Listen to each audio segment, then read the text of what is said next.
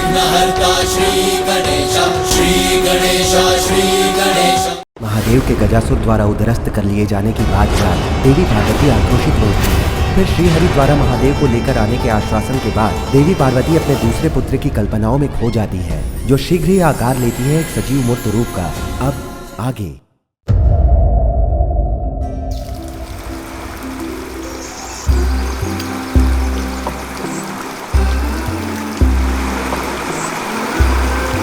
वो देखो बेर का वृक्ष।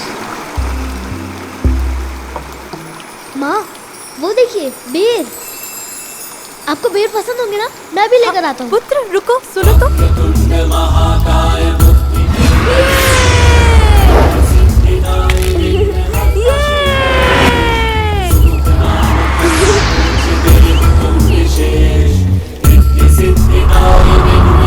पुत्र कंधे से बालक ने माता के लिए प्रेम वश कठिनाई पूर्ण श्रम किए, ऊंचे तरुवर से बेर चुन लिए। पुत्र तुम ठीक हो? ये लीजिए बेर माँ।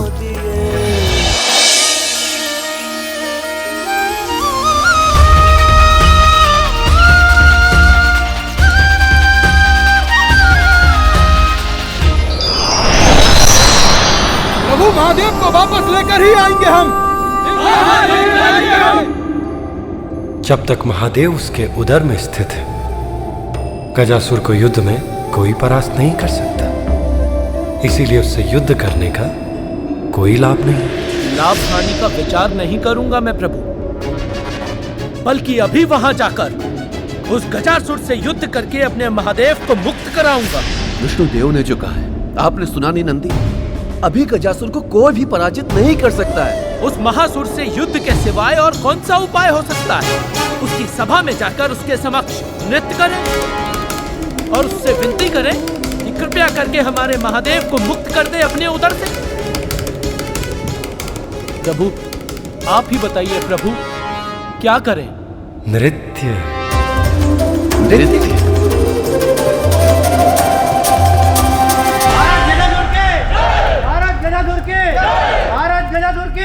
के अधिपति नहीं हो तुम गजासुर। बल से नहीं छल से पराजित किया है तुमने हम देवताओं को। अच्छा, कठोर तप छल कब से हो गया सूर्यदेव? तप किया है मैंने, कठोर तप। अब इसमें मेरा क्या दोष कि भगवान बिना सोचे विचारे किसी भी भक्त को कोई भी वरदान दे देते हैं।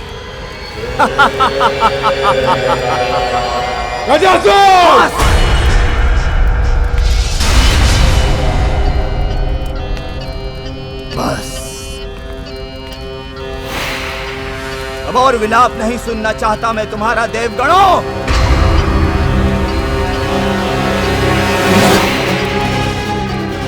ये हम असुरों के आनंद का समय है। हमारे मनोरंजन की व्यवस्था की जाए।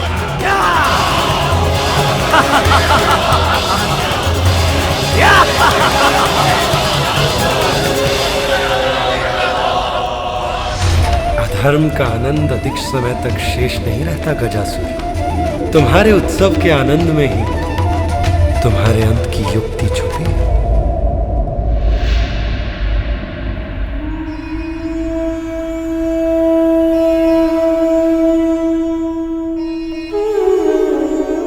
आशा है भ्राता श्रीहरि शीघ्र मेरे स्वामी को लौटा लाएंगे।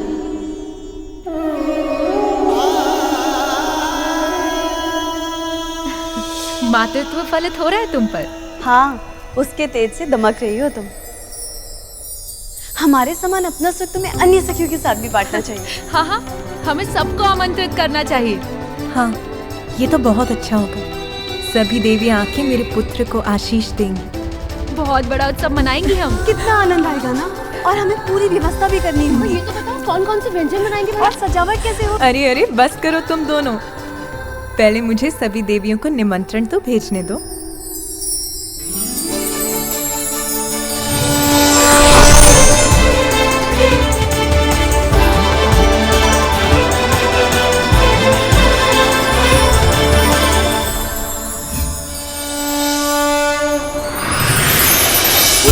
पाए आशीष सबसे चाहे माँ, स्नेहिल भेजे निमंत्रण माँ। श्री शारदा सचिव धजनी को प्रेषित, पढ़कर निमंत्रण सब देवियां पुलकित। बालक को सोच हुई भाव से विभोर, चंदी देवियां सभी कैलाश ओर।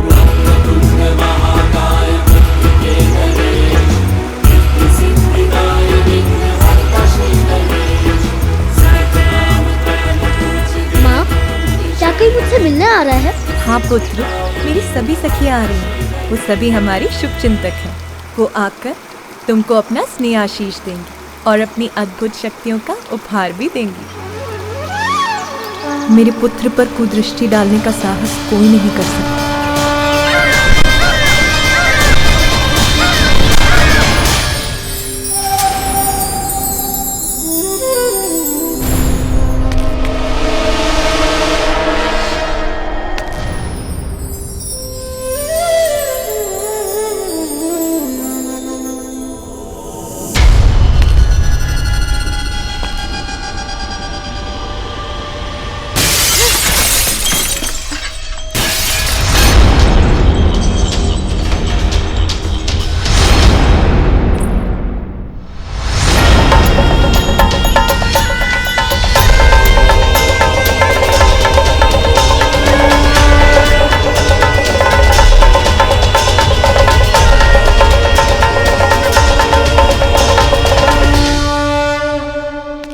स्वामी शनिदेव, विध्वंसक है आपकी दृष्टि।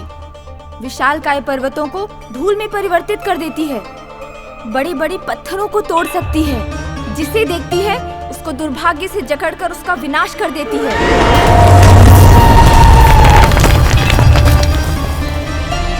तब तो फिर मेरे दर्पण मात्र दर्पण है। वो आपकी दृष्टि का दुष्प्रभाव कैसे सहन कर सकते हैं? देवी, मैं छोड़िए, जाने दीजिए। वैसे भी मेरा श्रृंगार लगभग पूर्ण हो चुका है। मैं देवी पार्वती के भवन जा रही हूँ उस दिव्य बालक से मिलने। दिव्य बालक? कौन दिव्य बालक? देवी पार्वती का पुत्र, और कौन। सभी देवियाँ आएंगी वहाँ। उसकी दिव्यता और रूप की सर्वत्र चर्चा है। सर्वत्र चर्चा है? तो फिर मुझे किसी ने कुछ क्यों नहीं बताया?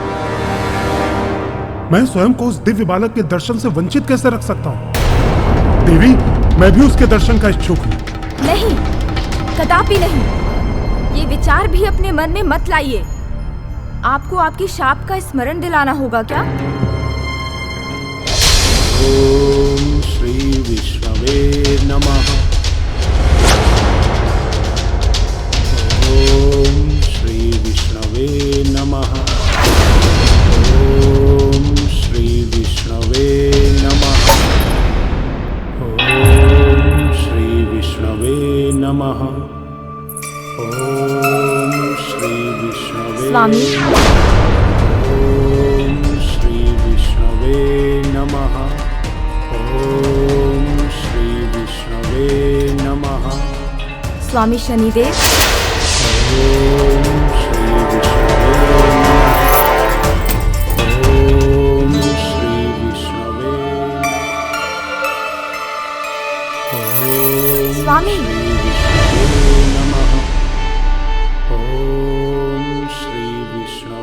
मैं आपकी पत्नी हूँ शनिदेव। आपकी दृष्टि मुझ पे कभी क्यों नहीं पड़ती? कितने समय से आप अपने ध्यान में मग्न हैं। मैं आपकी पत्नी कब से प्रतीक्षा में हूँ। आप आ जाएंगे, मुझे देखेंगे, मेरे साथ थोड़ा समय व्यतीत करेंगे।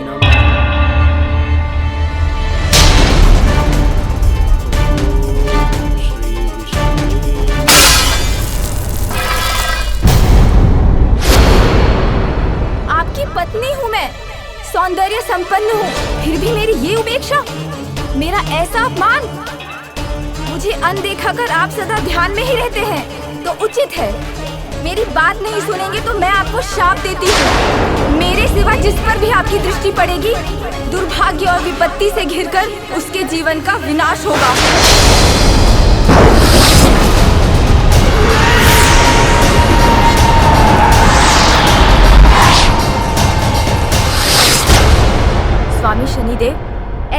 कुछ भी मत कीजिए जिससे देवी पार्वती के पुत्र के जीवन पर कोई संकट आए। अपनी दृष्टि से उसे दूर रखिए। ठीक है देवी।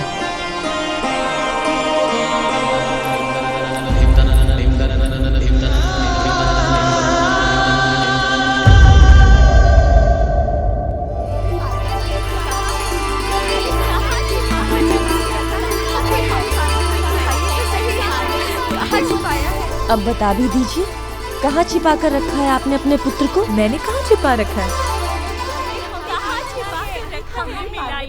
कहाँ है?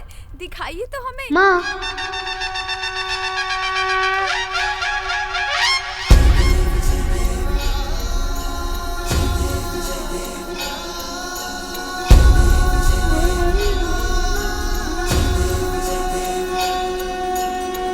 भगत से कोई शरणागत आवे, संतत संपद सबही भरपूर पावे। आतलिए गुड़ लड्डू साई सुरवर को, महिमा कहीं न जाए लागत हो पद को। जय देव जय देव जय देव जय देव। नमामि देवा जय गणराजा नमामि देवा, दया करो हे मंगल देवा जय गणराजा नमामि देवा, मंगलदाता मंगलकारी जय गणराजा नमामि देवा, रक्षण के तुम ही हितकारी जय गणराजा नमामि देवा, करता सुख करता स्वामी जय गणराजा नमामि देवा, राज जी अंतर्यामी जय गणराजा नमामि देवा, लहर सब देव हमारे जय गणराजा नमामि देवा, वाचक हमारे जय गणराजा नमामि देवा।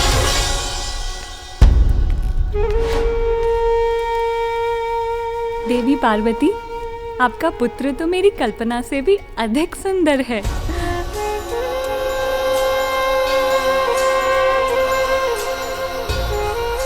कितनी मनमोहक मुस्कान है, जैसे चारों दिशाओं को प्रकाशित कर रही हो।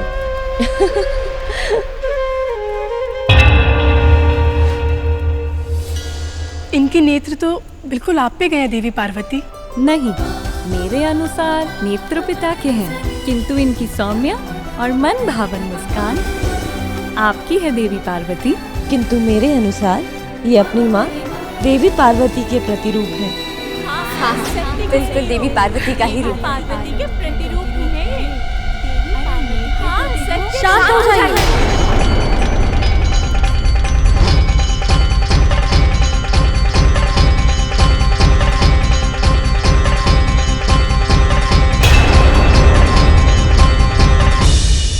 इतनी प्रशंसा मत कीजिए इनकी। इतनी प्रशंसा से कहीं किसी की कुदृष्टि ना लग जाए। शनिदेव, आप भी उस बालक को देख क्यों नहीं लेते? मैं अपनी कुदृष्टि लेकर कैलाश पर जाऊं? क्षणिक देख के घुमा लीजिएगा अपनी दृष्टि। तीव्र वेग से उड़कर मुझे कैलाश पहुंचाओ। मैं देवी पार्वती के उस दिव्य पुत्र की एक झलक पाने को व्याकुल हूँ। विघ्नहर्ता श्री गणेश श्री गणेश श्री गणेश।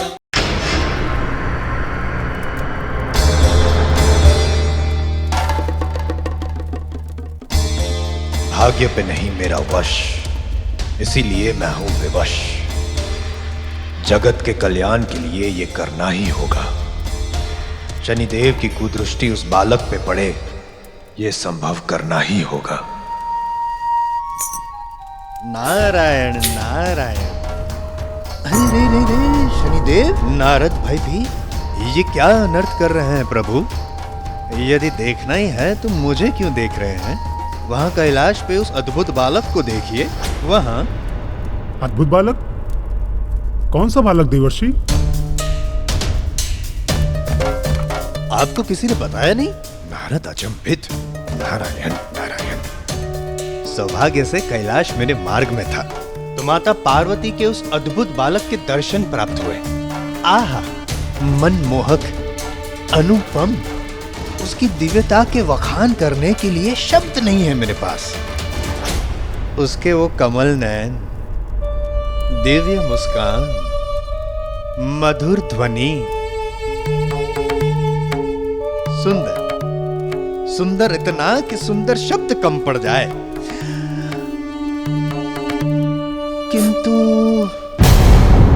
किंतु क्या देवर्षि, आप किस सोच में पड़ गए? नारद विचारग्रस्त। बालक अधिक किस पर गया है? महादेव पर, माता पार्वती पर या दोनों पर?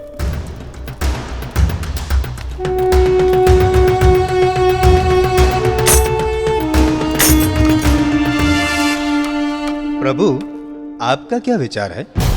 नारद क्षमा याचित। आपने कहां देखा है उस बालक को? समस्त देवलोक आनंद पा रहा है उसे देखकर, केवल आप ही वंचित रह गए उसे ना देखकर।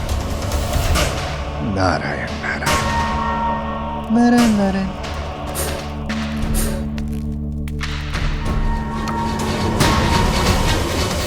शनिदेव, एक सुझाव दूं?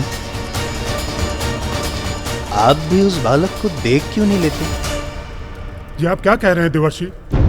मैं अपनी कुदृष्टि लेकर कैलाश पर जाऊं? ना ना ना ना ना ना। अधिक समय तक देखने का कौन दे रहा है सुझाव? क्षण भर के लिए देख लीजिए, यही है नारद का भाव। क्षणिक देख के घुमा लीजिएगा अपनी दृष्टि, इसमें कहां घूमने वाली है सृष्टि। नारायण नारायण।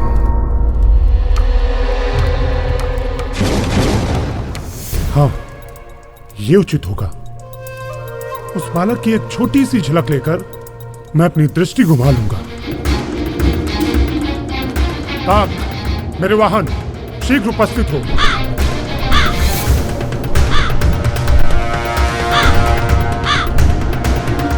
तीव्र वेग से उड़कर मुझे कैलाश पहुंचाओ। मैं देवी पार्वती के उस दिव्य पुत्र की एक झलक पाने को व्याकुल हो रहा हूं।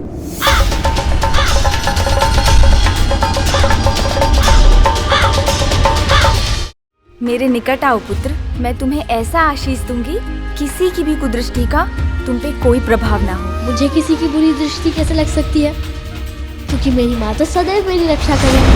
बस एक झलक पाना चाहता हूँ उस दिव्य बालक की। विघ्नहर्ता श्री गणेश, श्री गणेश, श्री गणेश। शनिदेव की पत्नी ने उचित कहा, मेरे पुत्र पर किसी की भी कुदृष्टि नहीं पड़नी चाहिए।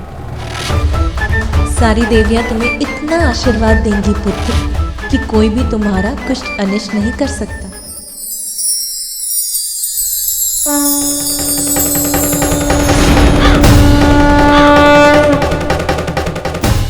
लीजिए, अब इस काले टीके से मेरा पुत्र कुदृष्टि से सुरक्षित हो गया। कदाचित मैं व्यर्थ ही चिंता कर रही हूँ। मेरे स्वामी यहाँ आकर इस बालक को देखने की भूल कभी नहीं करेंगे। देवी पार्वती, आप अपने पुत्र पर अपना स्नेह उड़ेलती रहेंगी, हमें भी तो उसे स्नेहाशीष देने की अनुमति दीजिए। आओ पुत्र, यहाँ आओ, मैं तुम्हारा जीवन धन धान्य से संपन्न कर दूंगी।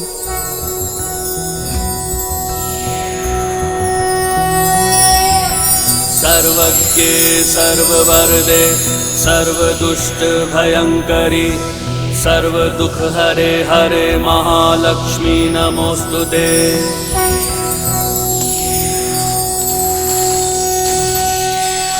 देखा तुमने पुत्र, आओ मेरे पास। अपनी माँ की आंचल की छांव में उनके स्नेह का सौभाग्य प्राप्त है मुझे, तो मुझे धन धान्य की क्या लालसा। धन्य है देवी पार्वती, अद्भुत है उनका बालक जिसको कोई लालसा ही नहीं। मेरी लालसा तो बढ़ती ही जा रही है उस बालक के दर्शन के लिए। अच्छा, मेरे पास आओ, मैं तुम्हें सृष्टि का समस्त ज्ञान दूंगी।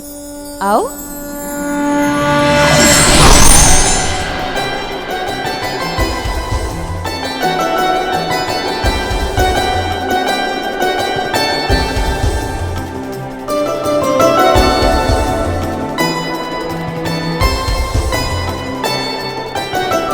नहीं माता, जो ज्ञान मुझे चाहिए वो मेरी माँ मुझे देंगी, फिर और ज्ञान की मुझे क्या आवश्यकता है।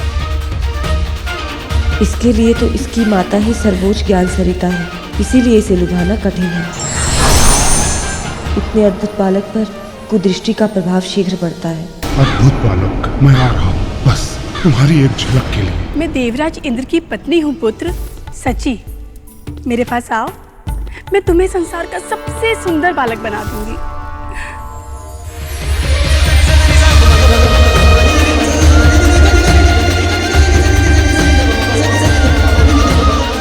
मेरी माँ के लिए तो मैं सबसे सुंदर बालक हूँ। फिर मुझे और सुंदरता की क्या आवश्यकता? जितना सुंदर रूप है उतने ही मधुर बोल हैं इसके। धन्य है ये पार्वती पुत्र, इसका सब शुभ हो, अशुभ इसका स्पर्श भी ना कर सके। सब तुम्हारे रूप से प्रभावित है, फिर मैं क्यों वंचित रहूं? पुत्र, मैं तुम्हें अपने स्वामी के पास ले चलूं? वो देखो, आसमान में स्थित है मेरे स्वामी चंद्र। उन पर आरूढ़ हो तुम समस्त संसार को निहार सकते हो।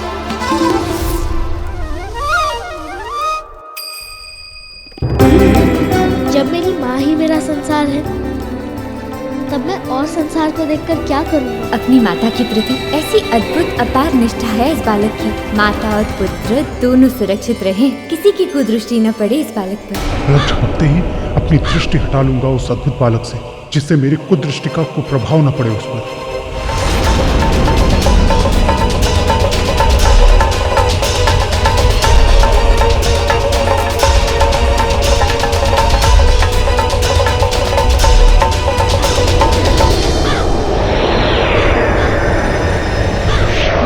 आओ पुत्र, मैं तुम्हें ऐसा आशीष दूंगी कि किसी की भी कुदृष्टि का तुम पे कोई प्रभाव ना हो। आशीष के लिए धन्यवाद, किंतु मुझे किसी की बुरी दृष्टि कैसे लग सकती है? बस एक झलक पाना चाहता हूँ उस दिव्य बालक की। क्योंकि मेरी माँ तो सदैव मेरी रक्षा करेंगी और मैं भी उनके साथ रहूंगा और उनकी रक्षा करूंगा।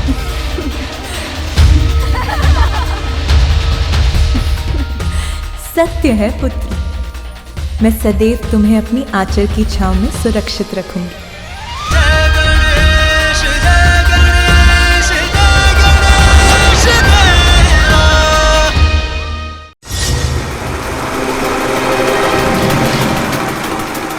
रुको, मुझे सब ज्ञात है कि तुम कौन हो।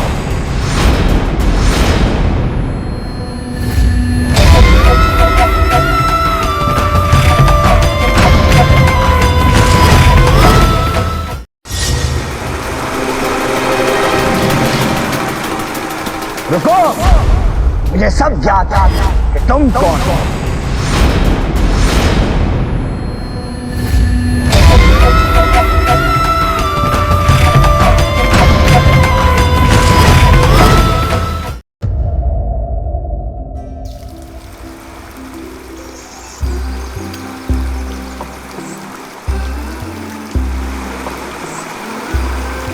वो देखो बेर का वृक्ष।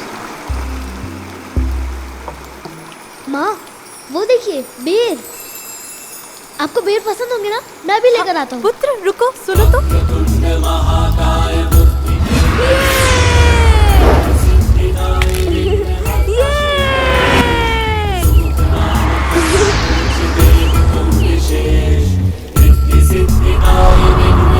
पुत्र, कंधे से बालक ने माता के लिए प्रेम वश कठिनाई पूर्ण श्रम किए, ऊंचे तरुवर से बेर चुन लिए। पुत्र, तुम ठीक हो? ये लीजिए बेर माँ।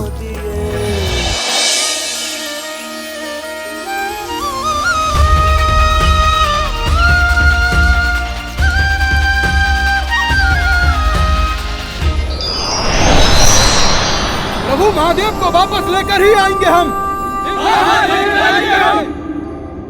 जब तक महादेव उसके उदर में स्थित है, गजासुर को युद्ध में कोई परास्त नहीं कर सकता।